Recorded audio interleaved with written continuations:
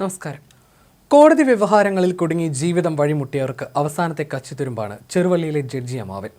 നടി ആക്രമിക്കപ്പെട്ട കേസിൽ നടൻ ദിലീപ് കുറ്റവിമുക്തനായതോടെയാണ് ഈ ക്ഷേത്രത്തിലെ വഴിപാടുകൾ വീണ്ടും ചർച്ചയാകുന്നത്. കേസിൽ പ്രതിയായതിനു ശേഷം ദിലീപ് 3 തവണയാണ് ഇവിടെ എത്തി വഴിപാട് നടത്തിയത്.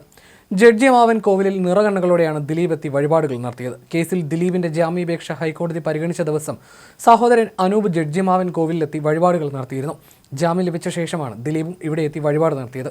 കേസുകളിലും കോടതി വ്യവഹാരങ്ങളിൽപ്പെട്ടവർക്കും ആശ്രയമാണ് നീതിമാനായ ജഡ്ജി അമ്മാവൻ എന്നാണ് വിശ്വാസം. ക്ഷേത്രത്തിലെത്തി ജഡ്ജി അമ്മാവന് പ്രത്യേക വഴിപാട് നടത്തണം. എന്നാൽ വഴിപാട് നടത്തി പ്രാർത്ഥിക്കുന്നവരുടെ ഭാഗത്തായിരിക്കണം നീതി. പ്രശസ്തരായ നിരവധി ആളുകളാണ് ജഡ്ജി അമ്മാവന് വഴിപാട് നടത്താനെത്തുന്നത്. ശ്രീശാന്ത്, IG ശ്രീജിത്ത് എന്നിവർ ഇവിടെ എത്തി വഴിപാട് നടത്തിയിട്ടുണ്ട്. നടൻ സിദ്ദിഖാണ് ഒടുവിലെത്തിയ താരമെന്നാണ് സൂചന. ജയിലിലായ അണ്ണാ DMK നേതാവ് ശശികല നടരാജന് വേണ്ടി ജഡ്ജി അമ്മാവന് മുന്നിൽ പാർട്ടി പ്രവർത്തകർ വഴിപാട് നടത്തിയിട്ടുണ്ട്.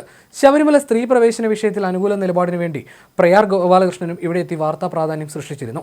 മുൻ മന്ത്രിയും കേരള കോൺഗ്രസ് നേതാവുമായ R ബാലകൃഷ്ണപിള്ളയും ജഡ്ജി അമ്മാവന് മുന്നിൽ വഴിപാട് നടത്തിയ പ്രമുഖരാണ്. ജാതി മത വ്യത്യാസമില്ലാതെയാണ് ഇവിടെ എത്തിയ ആളുകൾ പ്രാർത്ഥിക്കുന്നത്. അതിനാൽ എത്തുന്നവരുടെ വിവരം അതീവ രഹസ്യമായി അധികൃതർ സൂക്ഷിക്കും. തിരുവിതാംകൂർ ദേവസ്വം ബോർഡിന് കീഴിലുള്ള ക്ഷേത്രത്തിലെ ഉപദേവത പ്രതിഷ്ഠയാണ് ജഡ്ജി അമ്മാവൻ. പണ്ടുകാലത്ത് ജഡ്ജി അമ്മാവൻ എന്നയാൾ ഇവിടെ ജീവിച്ചിരുന്നു അത്രേ. അദ്ദേഹത്തിന്റെ കാലശേഷം ബന്ധുക്കളാണ് ക്ഷേത്രത്തിൽ കുടിയിരുത്തിയത്. പിന്നീട് കോവിൽ പണിത് പൂജ നടത്തി വരികയായിരുന്നു. കേസുകളിലും കോടതി വ്യവഹാരങ്ങളിലും പെട്ടവർ ഇവിടെ എത്തി പ്രാർത്ഥിച്ചാൽ അനുകൂലമായ ഫലമുണ്ടാകുമെന്നാണ് വിശ്വാസം. എന്നാൽ എത്തുന്നയാളുടെ ഭാഗത്തായിരിക്കണം ന്യായം. ഇപ്പോൾ നടിയെ ആക്രമിച്ച കേസിൽ ദിലീപിനെ കോടതി വെറുതെ വിട്ടപ്പോൾ ജഡ്ജി അമ്മാവൻ കോവിൽ ഒരിക്കൽ കൂടി ചർച്ചയാവുകയാണ്. കോട്ടയം ജില്ലയിലെ പൊൻകുന്നത്തിനടുത്ത് പ്രകൃതി രമണീയമായ കാഞ്ഞിരപ്പള്ളിയിൽ സ്ഥിതി ചെയ്യുന്ന ചെറുവള്ളി ദേവീക്ഷേത്രം കേരളത്തിലെ മറ്റു ക്ഷേത്രങ്ങളിൽ നിന്നും തികച്ചും വ്യത്യസ്തമാണ്. സത്യത്തിൻ്റെയും നീതിയുടെയും കാവലാളായി ഇവിടെ കുടികൊള്ളുന്ന ജഡ്ജി അമ്മാവൻ വിശ്വാസികൾക്ക് വെറും ഒരു സങ്കല്പമല്ല, മറിച്ച് കോടതി വ്യവഹാരങ്ങളിൽ തുണയാകുന്ന അഭയസ്ഥാനമാണ്. 1000-ലധികം വർഷത്തെ പഴക്കമുണ്ടെന്ന് കരുതപ്പെടുന്ന ഈ ക്ഷേത്രത്തിന്റെ പേരിന് പിന്നിൽ മനോഹരമായ ഒരു കഥയുണ്ട്. പണ്ട് വന്യമായ കാടായിരുന്ന ഈ പ്രദേശത്ത് പുല്ലരിയാനെത്തിയ ഒരു സ്ത്രീ അരിവാളിന് മൂർച്ച കൂട്ടാൻ കല്ലിൽ ഉരച്ചപ്പോൾ അവിടെ നിന്ന് രക്തം പ്രവഹിച്ചു അത്രേ. ഈ ചൈതന്യം കുളത്തിൽ വ്യാപിക്കുകയും ദേവി ഒരു ചെറിയ വള്ളിയിൽ ഊഞ്ഞാലാടുന്ന രൂപത്തിൽ ബ്രാഹ്മണന് ദർശനം നൽകുകയും ചെയ്തു അത്രേ. വള്ളിയിൽ ദർശനം നൽകി ദേവി വസിക്കുന്ന ഇടമായതിനാൽ ഇവിടം ചെറുവള്ളി എന്ന് അറിയപ്പെട്ടു എന്നാണ് ഐതിഹ്യം. തിരുവിതാംകൂർ രാജാവായിരുന്ന ധർമ്മരാജ കാർത്തിക തിരുനാൾ രാമവർമ്മയുടെ കോടതിയിലെ നീതിമാനായ ജഡ്ജിയായിരുന്നു തിരുവല്ല രാമപുരത്ത് മഠത്തിലെ ഗോവിന്ദപിള്ള. ഒരിക്കൽ തെറ്റിദ്ധാരണയുടെ പുറത്ത് സ്വന്തം അനന്തരവൻ അദ്ദേഹം വധശിക്ഷ വിധിച്ചു.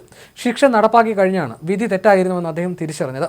പശ്ചാത്താപത്താൽ നീറിപ്പൊകുന്ന ഗോവിന്ദപിള്ള രാജാവിനോട് തനിക്ക് ശിക്ഷ നൽകണമെന്ന് അഭ്യർത്ഥിച്ചു. സ്വയം തീരുമാനിച്ച ശിക്ഷ പ്രകാരം തന്റെ പാദങ്ങൾ മുറിച്ച ശേഷം മരണം വരെ തൂക്കിലിടാൻ അദ്ദേഹം ആവശ്യപ്പെട്ടു. ദുർമരണം സംഭവിച്ച അദ്ദേഹത്തിന്റെ ആത്മാവിനെ പിന്നീട് ചെറുവള്ളി ക്ഷേത്രത്തിൽ പ്രതിഷ്ഠിച്ചു. നീതിയുടെ ഭാഗത്ത് നിൽക്കുന്ന ദൈവമായി പിള്ള അന്നു മുതൽ ജഡ്ജി അമ്മാവൻ എന്ന് വിളിക്കപ്പെട്ടു. മറ്റു ക്ഷേത്രങ്ങളിൽ നിന്നും വ്യത്യസ്തമായി ജഡ്ജി അമ്മാവൻ കോവിൽ രാത്രിയിൽ മാത്രമാണ് തുറക്കുന്നത്. ക്ഷേത്രത്തിലെ അത്താഴപൂജ കഴിഞ്ഞ് നടയടച്ച ശേഷം രാത്രി 8 മുതൽ 8:45 വരെയാണ് ജഡ്ജി അമ്മാവനെ തൊഴാൻ ഭക്തർക്ക് അവസരമുണ്ടാവുക. കരിക്കഭിഷേകവും അടനിവേദ്യവുമാണ് ഇവിടുത്തെ പ്രധാന വഴിപാടുകൾ. കേസുകളിൽ വിജയവും നീതി ലഭിക്കാനായി ദൂരദേശങ്ങളിൽ നിന്ന് പോലും ആളുകൾ ഈ സമയം ഇവിടെ എത്തിച്ചേരുന്നു. 1978-ലാണ് ഇപ്പോൾ കാണുന്ന രീതിയിലുള്ള ശ്രീകോവിൽ നിർമ്മിച്ച് അദ്ദേഹത്തെ കുടിയിരുത്തിയതെന്നാണ് വിശ്വാസം. കോട്ടയത്ത് നിന്നും ഏകദേശം 35 കിലോമീറ്റർ അകലെ ചിറക്കടവ് മണിമല റൂട്ടിലാണ് ഈ ക്ഷേത്രം. പൊൻകുന്നത്ത് നിന്നും 7 കിലോമീറ്റർ യാത്ര ചെയ്താൽ വിശ്വാസവും ചരിത്രവും ലയിക്കുന്ന ഈ പുണ്യഭൂമിയിലെത്താം.